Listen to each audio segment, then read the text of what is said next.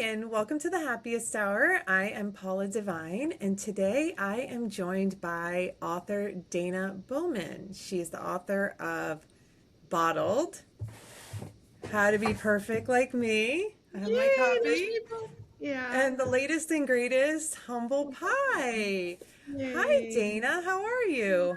Hi, thanks for having me, Paula. I am doing great. It's a lovely day. Great. Well, I am happy to have you and thank you for being here. There's some topics that I'm looking forward to diving in with you, especially on your last book.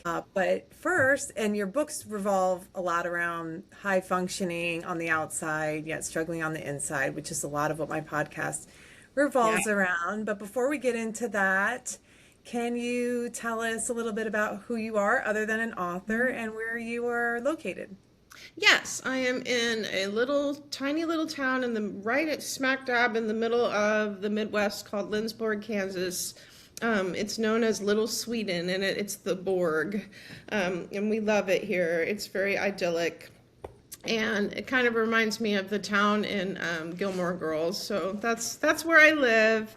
I was a teacher for a long time, and now I'm an advisor for the freshman class at Bethany College, which is in the town where I live. And let's see, I'm a mom of two teenage boys who just started summer. And so I work from home some days, and yesterday was my first foray into working from home with two teenage sons who kept coming around, and you guessed it, they kept asking for food.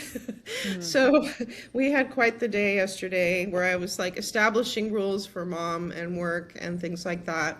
And then I'm married. I have a husband, Brian, and two dogs, which will hopefully stay quiet during this whole enterprise. And that's about it about me. I can't think of anything else that I do. I have How long enough. have you been sober?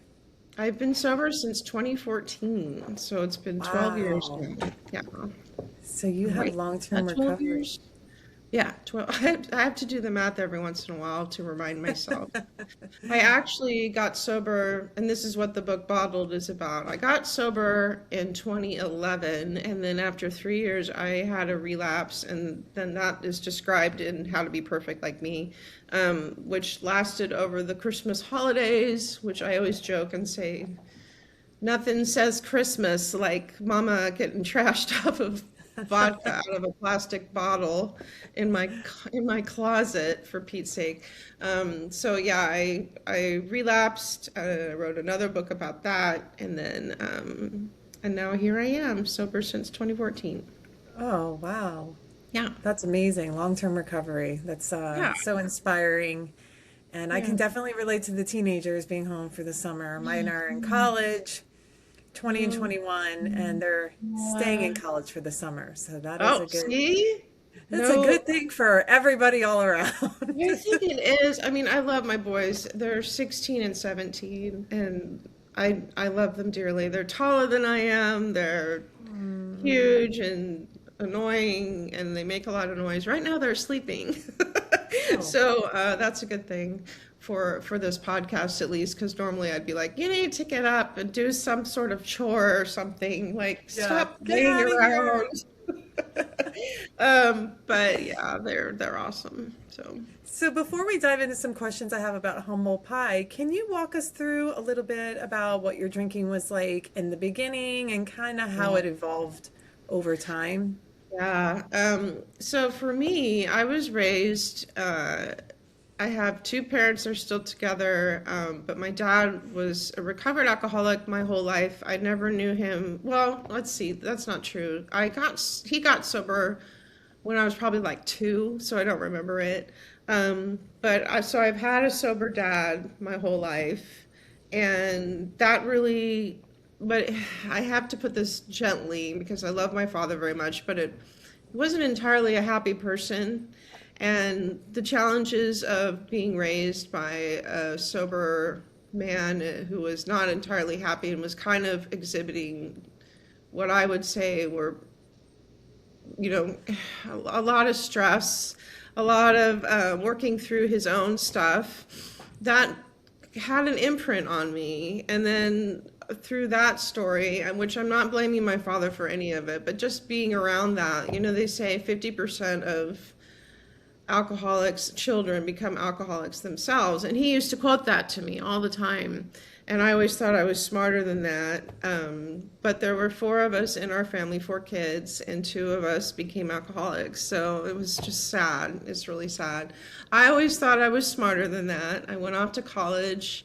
I don't really think I had problematic drinking in college, except that college for me was like, I didn't drink much until I went to college. And all of a sudden, I had this elixir that made being around people and being at parties just so much easier. And I didn't know it then, but I was a hardcore introvert. I had a really kind of almost social anxiety where I was just really had a trouble with social situations and lots of people and crowds and things like that. And alcohol was just such a gateway for me to be able to get into those situations and be okay. So that's when my drinking started. I had a chapter in Bottled, which was my first book that I talked about. It was called I Never Danced on Tables. And I was never one of those drunks that would go to the bar and like make a total fool out of myself or get blackout drunk or do go to Vegas and get a tattoo on my face. Like I never did any of that.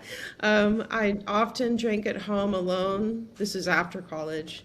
And it was just after I came home from work, from being on all day, because I was a teacher, I would collapse into a glass of wine. And I thought it was totally okay and normal. And it was for a while. But it started to slowly just sort of increase to an every night thing, always my backup. Like I knew I had a glass of wine waiting for me, and I was really grateful for that. And then that sort of stayed that way, didn't really show any problems or huge red flags. But then I got married, and then I had kids. And for any of you who know, kids are stressful, marriage is stressful. We moved, I quit my teaching job that I loved so much, and there were just all these stressors, and things really went off the charts. Our first year of marriage, which God bless Brian, he really stuck through with me on this, and we had a really tumultuous first year of marriage. And then went right into having babies because, of course, I thought that'll fix everything and it'll make it calm down. And, I need to have children because I was older. When we got married, I was 36. So I was like nearly dead. We always joked that we would walk down the aisle with our walkers, because we were so much older. And so we had to, of course, I was the straight A kid, the kid that did everything right and did everything like I was supposed to. I was like, well, we've got to have children, like right now, because I'm old and it's got to happen. And we did. And we had two babies, like one right after the other.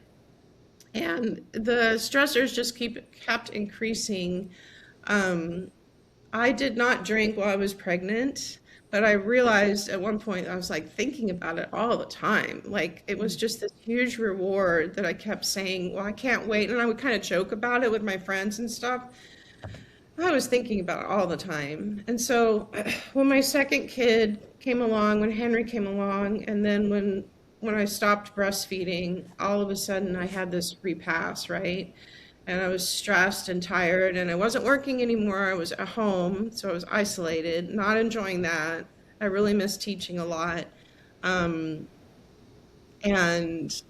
the drinking just went off the charts. It's like it just went from 0 to 100. I was coming up with a bottle of wine a day. I was doing probably more than that at the end of it, and just kept really going into the ropes when it came to my drinking behaviors. And I remember at one point, like Brian tried all the things. He, you've got to stop. He would try to tell me. He would hide the liquor, which I would always find it. It just got really, really bad. But the whole time, while it was getting bad, I just didn't, it was like I couldn't see myself from outside of myself. I couldn't see how crazy I was acting. Hmm. I just had to have it. I had to have a glass of wine, and and the way I had it in my head was, I just needed a glass of wine, just to calm me down. Um, and the glass of wine was not the truth. The glass of wine led to like more glasses, or then I started drinking straight liquor, and um, all that mess started happening until I finally got to a point where I realized one day I was sitting upstairs in our playroom watching the boys play, and I was just miserable. I was hungover, sick, but I also was just mentally just shot. And I realized I was planning my death. I was thinking about, if I died, who could Brian marry? See, there again, I was the straight A, type A personality. Like, how can I plan this into submission? And how can I fix this by having a to-do list, you know? And I was planning my own death because I realized I was an alcoholic. I was just like my dad said. I was like, okay, but I'm not going to stop drinking. I'm going to be the most high functioning alcoholic I can be. And I, I, I didn't have this huge, like, you're going to stop, you're going to have this big quit, and it's going to be like, yes, I accept that. It was more like, I think I just want to die. Yeah. Um, and I don't really care. And that's around the time that I started really realizing that I had a big problem. And my actual sobriety date was just me calling my husband and saying, I have a big problem. I need you to come home. And he did. And I started going to meetings the next day. So, Wow. And how old were your yeah, kids at that time? my kids are probably 2 and 3, I think. Very Wow. Now, little. was this the first time you got sober, or this was the Yeah, second? this was the So first this was the time. So first this time. was And other back than in Brian, was anybody 2011. else pulling you aside? Your parents or anybody saying anything? Say it again. Sorry, I didn't Or hear your you. parent, like you said, Brian was telling you to cut back or to stop. Was My anybody parents did else? not know at all. I Oh, wasn't telling them anything. Like they lived away from us. They weren't in town, and so yeah, nobody knew. Brian was the only one who knew that there were any issues with me. I think I I think my friend Bethany, who I've mentioned in my books, is she's my best friend. I think she spotted a problem with me way back when we were roommates. And she came in one night and I was sitting in front of the TV with a bottle of wine. And she's like, Dana, why are you always drinking by yourself? This is not okay. And I got so mad at her. But I've always remembered that because she like brought it up and was brave enough to say, this is not okay, like what you're doing. And this was back in my 20s. And it wasn't until my 40s that I got sober. So it wow. stuck with me though. So your kids are about 2 and 3, and you started going to AA meetings, women Yes. only meetings, mixed meetings. What kind of meetings did you go to? I did mixed meetings. In my town, there weren't a lot of options. So the first meeting I went to was kind of hilarious because it was in a rougher part of the town next to us, and I write about this. Sorry, I write about all of it. I was like, this whole thing just got completely turned into a book because parts of it were funny. Because when I walked in, I was in my little like Juicy Couture tracksuit, and I was in pink, and I'm this mom, and there's all this guy greeted me, and he had like a spider web tattoo on his head. And I remember it smelled like cigarettes, even though nobody had been smoking in there for ages, but it was so like in the walls, you couldn't get it out of the walls. And then I just kept thinking, I do not belong here. This is not for me. I had a really bad, like visceral reaction to it. I just thought, this is not me. Like, I'm this cute little mom and I don't belong with the guy with the spider head tattoo. Um, then they started talking, and it was like my story just I think I cried the whole time and just sat there. I don't know if I spoke or not actually, but at the end of the meeting, the guy came up with the spider web had tattoo, and he gave me his 24-hour coin that he had, which I've kept ever since. I know. And I was like, Sweet, sweet man who really spoke passionately about his sobriety and was really kind and thoughtful, gave me his and just said, just keep at it, just take it a day at a time. That's so And sweet. that was the end. Yeah. Okay, wow. So you Yeah. stayed sober, that's how you got sober, and you stayed sober for how long? 3 years. Sometimes they say in AA, like the magic number or the not magic number is three, which I can kind of understand. Anytime you hit a big anniversary, like 3 months, 6 months, 9 months, a year, 3 years, sometimes that's like a milestone, right? And there are times when relapse happens around those dates. I remember because I'll never forget it. The meetings that I was going to, I changed meetings because I did find a meeting that was a little more my zone, I guess. Um, but one of the guys that attended that meeting, he was like the ex-mayor of the town. He used to be the mayor, and he was really cool, and I really liked him a lot. And his name was Charlie. And I remember him looking at me after I had my 3 year anniversary birthday party at the group. He looked at me and he said, "Be careful." And I was like, "What?" And he goes, "Just sometimes this, around the number three, things happen. So just, big birthdays or big anniversaries, it can happen." And lo and behold, that next Christmas, I had revved up to I'm sober, I'm the like super sober girl, and I'm gonna have the best Christmas ever for my boys. And I just started, I don't even know how the relapse happened. I've tried to explain it to people as but I explain it as my addiction is still there and it had Yeah. been there, and it was just temporary insanity. I just had this thought one day where, well, you're probably okay now and I bet you could drink. And then I had this thought that was like, well, I bet I could, but I want to make sure nobody knows. And the same nutty behavior started to take a hold in my brain. And the next thing you know, I was hiding liquor. I was sneaking around. I was drinking only clear liquor because I wanted to make sure it was not, no one could see it. And then, and I remember because my son, Henry, who was older now, but not by much, he basically came in one day and said, looked at me and he goes, "Is that your special drink?" And I just collapsed inside because I just remembered that I just felt like he knows. And I've asked him about it since, but he doesn't remember ever saying that to me because he was little. So your son had made a comment that you were having your special drink, Yes. and how did that make you feel? It devastated me, but you know what? It wasn't enough for me to stop. That was the thing that's kind of weird about alcohol and alcoholism is that people talk about hitting their bottom and then that's it. And I have heard people talk about that for ages, but I never had that happen. I never had some big dramatic moment that made me just go, well, that's it. I'm done. I'm stopping. My bottoms would just lead to other bottoms, and then they would lead to more devastation. And Henry's comment, I've never forgotten it. It's always stuck in my head. It's just this really shaming, horrible thought and horrible incident, but I didn't stop drinking. The only thing that ever got me to the point where I actually came back, and I did, I came back from my relapse because I told my husband again.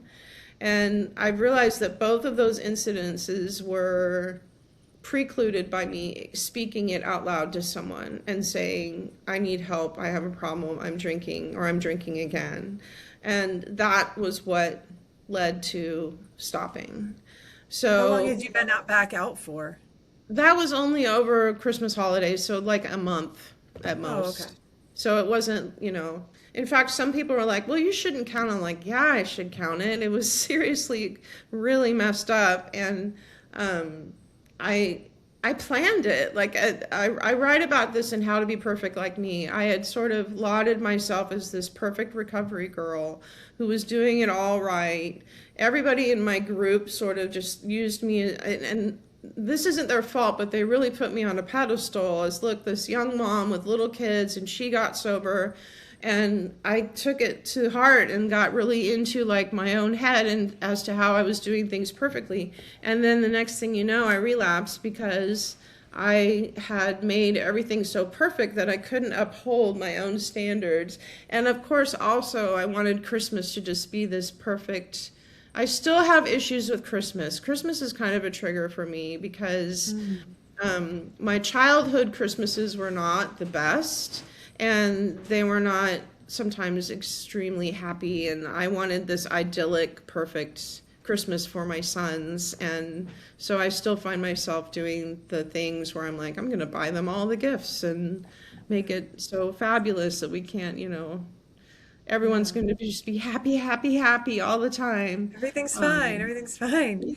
So yeah. how hard was it for you to, it's almost like you had to get back on track rather Yeah. than it wasn't Yeah. like you were, I don't know if it makes a difference, like if you had been out for, let's say, 3 years. Like I went back out for 3 years after a year of Oh, sobriety, yeah. It was so which, and they hard. say the second time is so much harder than the It's first. I hate to use this word because I hate it when my sons use it, but it sucked. It just Yeah. was a slog.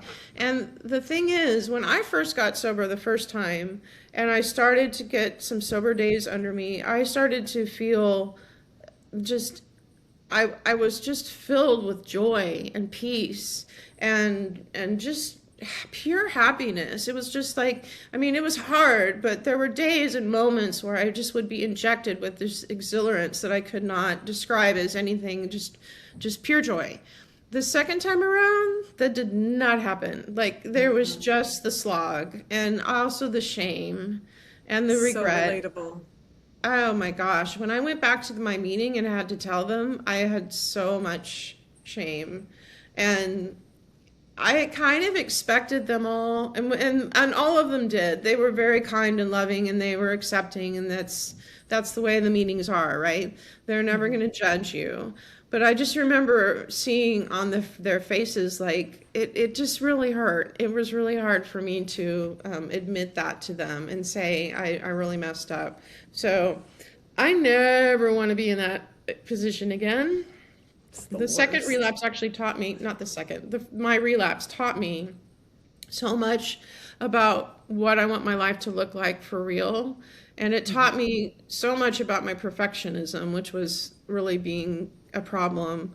And I let go of a lot of things after my relapse. The best example I can give you, which is kind of a dumb example, but it really points it out, is I used to have the perfect house with all the perfect things, and it was adorable, and I worked myself to the bone to make sure it was because I had toddlers, for Pete's sake. Like, how do you do that with toddlers? And now my house is messy. It's not terribly messy, but it just changed. Like something in me changed to the point where I was like, I've got to accept life on life's terms, and I cannot keep trying to make everything just this perfect little happy bubble. It's just not going to be that way. So, yeah. Yeah, the pressure to hold it all together and make it look Yes. just so. Just happy. And the mask, where you go and you see the friends at like with school events and things like that. Hi, and always just being on all the time for that. I started reducing because I am an introvert and it's really hard for me to do. I would volunteer for all the things, and I stopped volunteering and doing that because I mean, I just decided that it was one of those things where my sobriety was more important and I couldn't keep it up. It's better now, and I do volunteer for stuff still occasionally, but it's way reduced, and I've learned how to protect my sobriety at all costs. So, yeah. That's amazing, Dana. Yeah, we have to get humble, we have to get honest, Yeah. drop the ego, and get to Yes. work. But Exactly. yeah, it took me the second round to figure that one out too. Our So I stories can are very relate similar. so much Yeah. to your story. Yeah. And there's so much about your life that I can relate to after reading your last book, and I've heard you on Yeah. a couple other platforms. But this last book Yeah. really had me kind of reflecting on my own addiction with sugar. Oh, And sugar. also being in perimenopause, and you had said things like the 3 a.m. despair, or even, where you said, my central nervous system had been hijacked by alcohol for 20 years. Yeah. Like, It doesn't yeah, and it doesn't bounce back from that. Like there's something in that addiction pathways, those pathways that are created, they don't just stop. Like, and so other addictions start to bubble up. And yeah, the sugar thing was a big one for me. And it still is. It's always going to be something that I don't really want to live this life where I can't have a slice of pie and a cup of coffee when I want to have a slice of pie and a cup of coffee. the But best. then always wanting more all the time. Like I wasn't able to just have that slice of pie and then go, well, that was delicious. Now I want 16 more slices, you know? So I'm working on it. And the thing that was crazy about Humble Pie was that I was working through it as I was writing the book. And it wasn't like I was all done and all better. And I hadn't really realized that with the two other books. When I wrote them, I think I had felt like I had achieved this milestone, and now I can look back and write and talk to you from the other side. But with Humble, it was like in it. I'm in it, and I'm going to write about it to you, to the audience.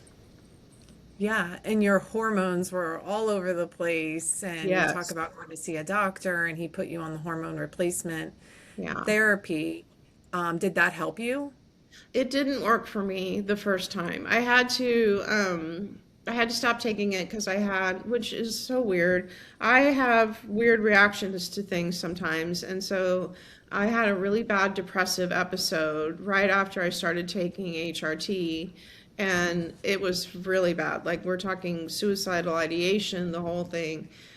So we went off of it, and my doctor recommended that I stop taking it until things kind of got, you know, evened out. But I was so afraid of it that I just started taking it like maybe about a month ago now because I was so terrified of having one of those depressive slips again.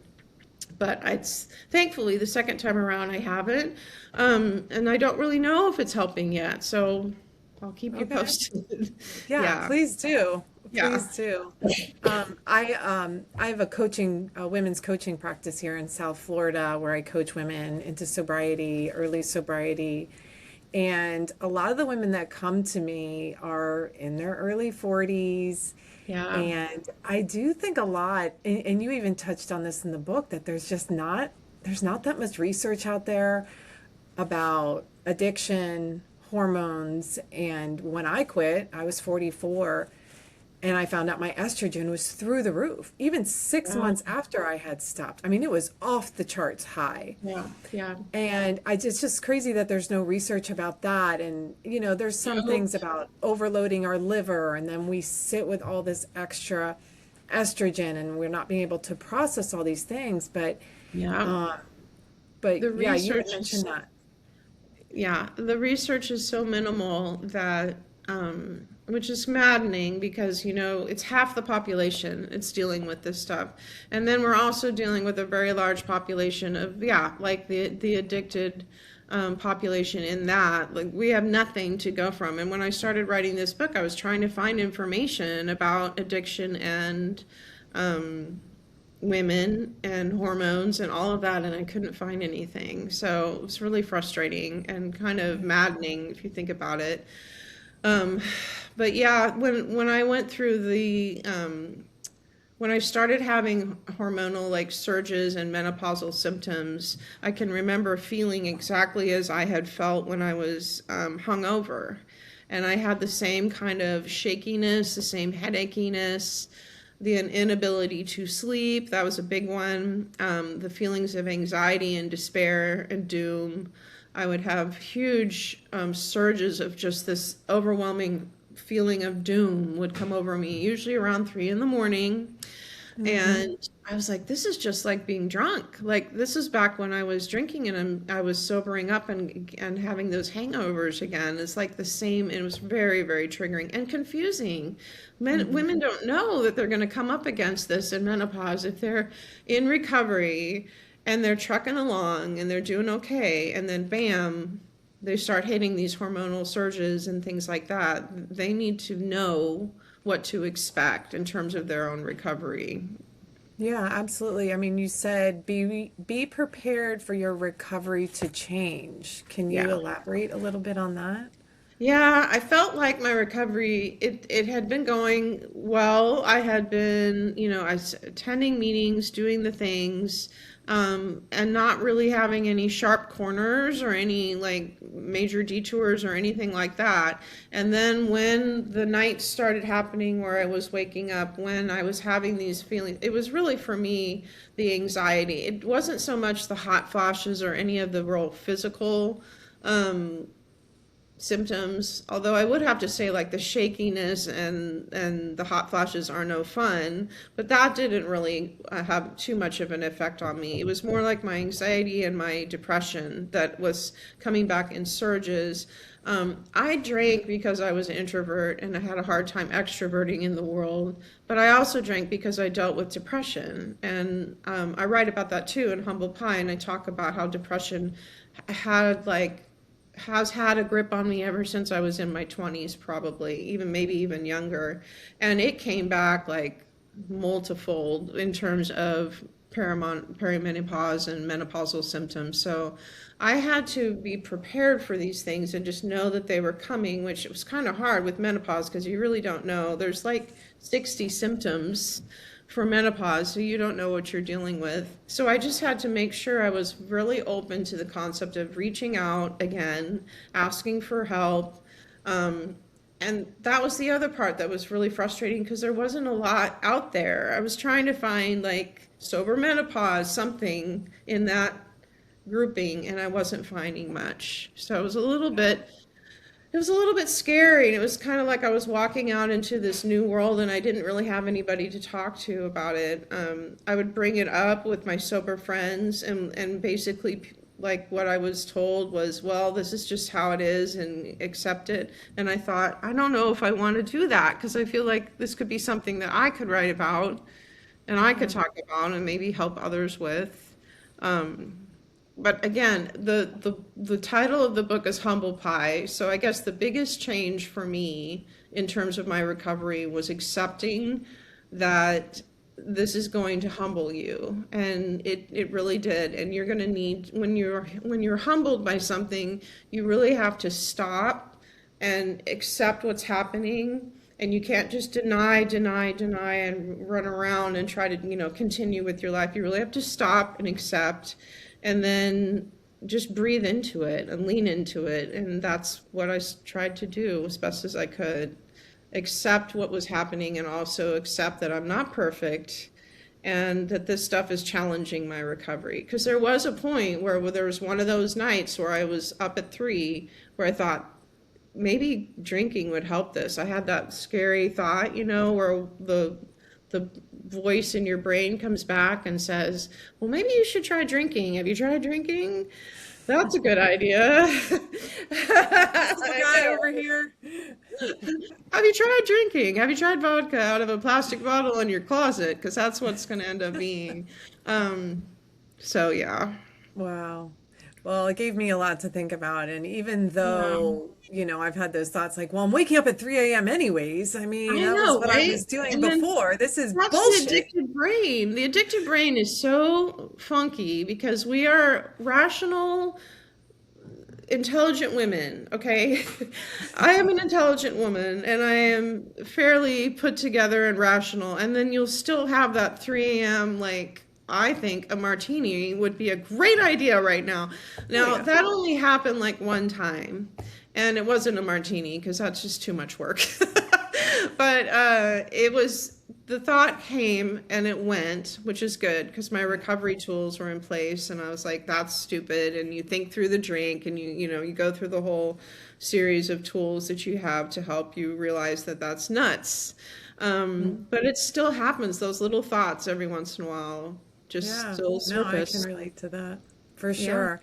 And then I'll think, okay, as crazy as this is, or I feel like I'm going crazy, or the 3 a.m. anxiety, at least I'm sober and I Yeah. know that's what this is. Yeah. And I'm You aware know, of I'm it not and I having, can handle it. I'm Yeah. not going crazy. This is literally something that is physically happening to me because my Yeah. body is changing, and Yeah. I would rather feel that and Yeah. know what I need.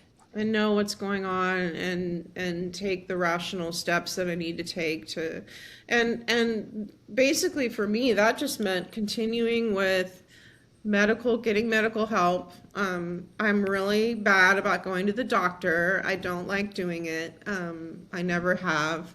And getting the right help took a while. I had to search. And so that's Mhm. another part of this is that you have to find the right doctor because there's times when I felt totally dismissed and I felt dumb. Like I would go and leave and just feel like, well, that didn't solve anything. He just wanted to put me on anti-anxiety meds, and Yep. I wanted more than that. I wanted some help with all the other stuff. So, and I got a great therapist who's she's a psychiatrist.